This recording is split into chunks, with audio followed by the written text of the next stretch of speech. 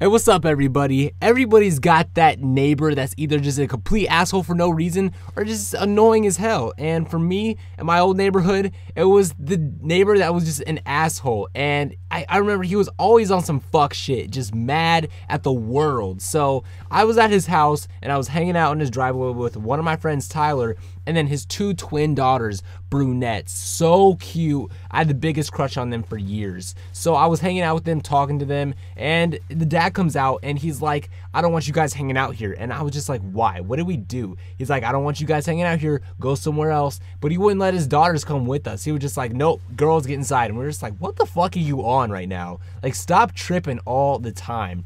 And let me give you a description of the dad. Dude was about 4'11". I'm 10 years old at the time, all right? I'm like 9 or 10. Dude is my height. And then he's a ginger. Now, he's got two brunette daughters. Everyone else in the family is brunette. There's no fucking way this dude spit out two brunettes. There's just no way, man. That's like Michael Jackson actually spitting out two blonde hair, blue-eyed babies. There ain't no fucking way, dude. So that was some bullshit. I pretty much came to the conclusion that the guy was a stepdad because all the stepdads are always, I'm not gonna say always, but most stepdads I feel like are just mean, dude. So we're sitting in the driveway, he kicks us out and we go home. Now, me and Tyler are walking home. He has no idea where we live. We live on the other side of the neighborhood. So we're walking home and we're just brainstorming like, all right, man, this guy's been just so mean to us forever. We gotta do something. Now we're 9, 10 years old. We're not thinking of vandalism, but we want to do something to piss him off. So one day, it's like a Saturday, we go over to his house and, you know, nobody's outside, no one's in the front yard. So like, all right, coast is clear,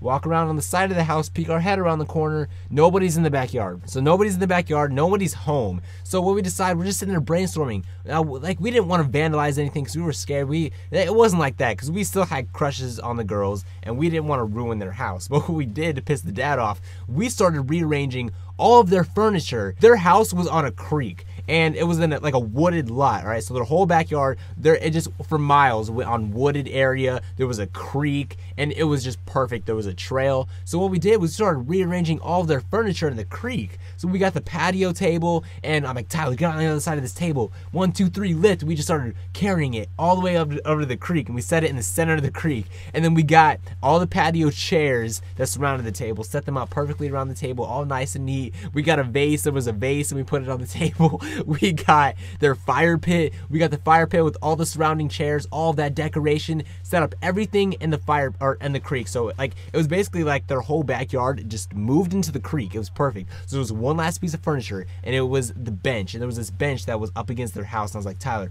all right, get in on the other side. We're gonna get this bench. We gotta get out of here, man, because I'm starting to get scared. And so I was already out of breath. You know, I was tired. I was just trying to get out of there before the dad got home. I wanted to take no chances. So I get the other side of the bench and we're picking it up and we're moving quickly, and then the sliding door swings open faster than anything, and I swear I squeezed out like a scared fart. Like I was fucking scared. And the guy's all of a sudden like, he was just furious. I turned around, I looked at him, he was furious, man. He couldn't even get a word out. And then all of a sudden he's like, what the fuck is going on? And I was like, Tyler, get the fuck out of here. So what we did, we just dropped the bench and started running. Me and Tyler were in sync. Like we were on the same page. We took off across the creek and into the woods. We were gone. Don't go home. If you're being chased, you never go home. You don't want them to know where you live. So we took off into the woods, and the guy, he started chasing after us, but he didn't even make it past the creek. Like, we crossed the creek, got our shoes soaked, whatever, didn't even fucking care. You know, we were alive. The guy, he probably got into the water. He's like, man, this is 2 inches of water. I'm 4'11". Fuck this shit. So he stopped, didn't even make it past the creek, and we could still hear him yelling. We couldn't see him anymore, but we could just hear his voice. He was yelling still. And that was it, man. Like, he didn't know where we lived, so we made it away, you know, waited an hour to go home, and then we made it home, and that was it. We never really saw too much of him again. His daughters were the same bus as us, excuse me. I'm fucking up, man, but one take, that's all I'm doing. His daughters were the same bus as us, so we talked to them, and she was just like, you know, my dad hates you guys. Just like, you know what, it was worth it, baby. Give me a call. So, but that was the end of that. Now, the neighborhood that I'm in now, the neighbor is just annoying as hell. And I remember I had to park my car in front of my house one day because we had like furniture being delivered and I couldn't park in the driveway. So what happened was I had to park in the front yard, or not the front yard, in front of my house. So not even 30 minutes, my car's parked outside. and in the street, and my doorbell rings, and I'm just like, God damn it. So I open the door, and this dude didn't even get a word out. I'm looking over his shoulder. I see my car is dented on the hood, like it's pushed up a little, and I'm like, what the fuck?